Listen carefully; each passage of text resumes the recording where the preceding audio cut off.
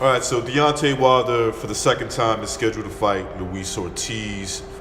Um, and from what I'm reading, it's for March 3rd.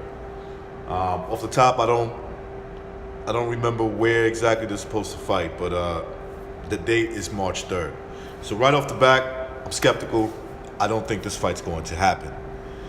The reason why I don't think this fight's going to happen is going to be because of the history of Deontay Wilder when it comes to fighters that have a good chance of actually beating him, right?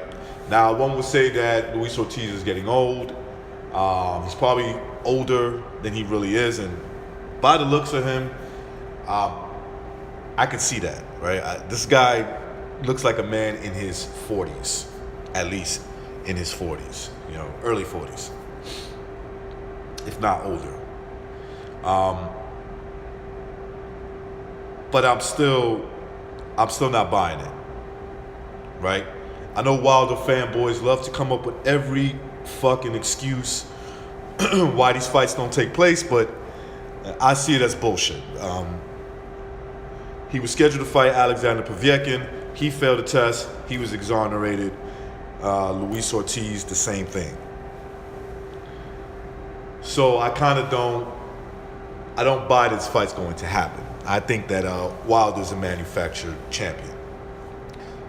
I hope I'm wrong. I hope this fight actually does happen. I hope they get in the ring and we can see what Deontay Wilder is really all about. Can he beat a old Luis Ortiz? And I think anything's possible, right? As much as I think Deontay Wilder's a shit fighter, right? Poor boxing technique, poor punching technique. You never know. He can drop one on him and get him out of there and really, do it legit, right? Where it doesn't look like this, it's bullshit, a PBC stoppage or some fighter who just came there to get beat up. So I'm not going to believe this fight's going to happen until they actually inside the ring. But I don't expect that to happen.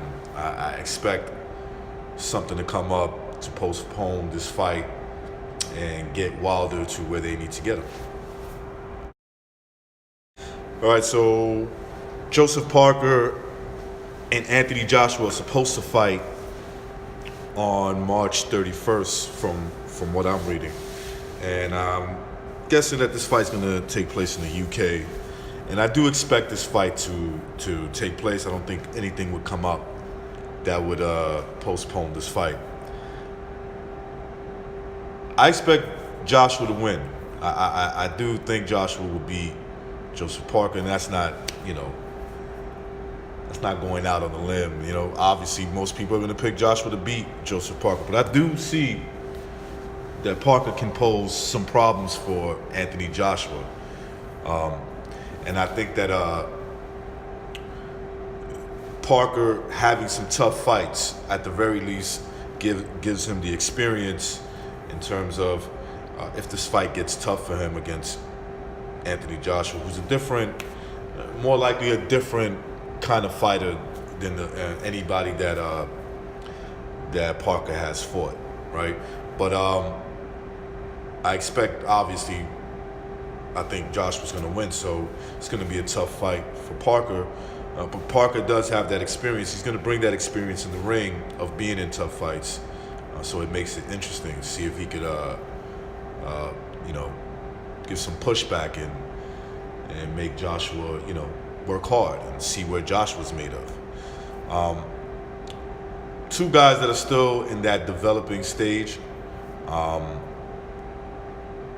As good as Anthony Joshua, or I think Anthony Joshua is, I still think that there's still room for improvement.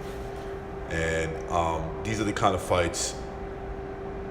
These are the kind of fights that can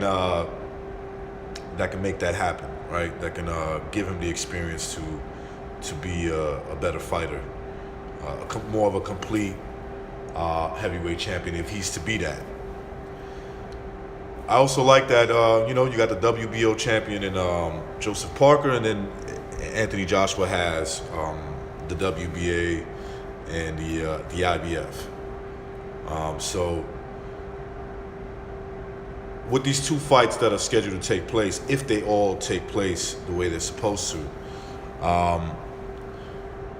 which is set up for the winners to, obviously to fight each other to unify all the belts, it'll give the heavyweight division some credibility back. Not all the way, not in my opinion, right? Because some would say that Anthony Joshua ducked Luis Ortiz because, Luis Ortiz was the WBA mandatory, and the WBA totally dropped Ortiz after he was exonerated for failing a PD, a drug test, right?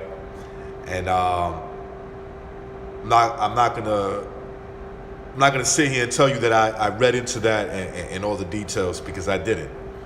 I wouldn't be surprised if there was, if that's exactly what happened. But I do know for sure that the WBC does protect Deontay Wilder, and they definitely did that with Alexander Povetkin. So, that situation to me is still a little tainted, but with these two fights scheduled to happen, and if it was to take place that way, the winner of these two fights, if they happen to fight each other and unify all the belts, it'll make the heavyweight division look a little bit better, in my opinion. That is my video. Peace.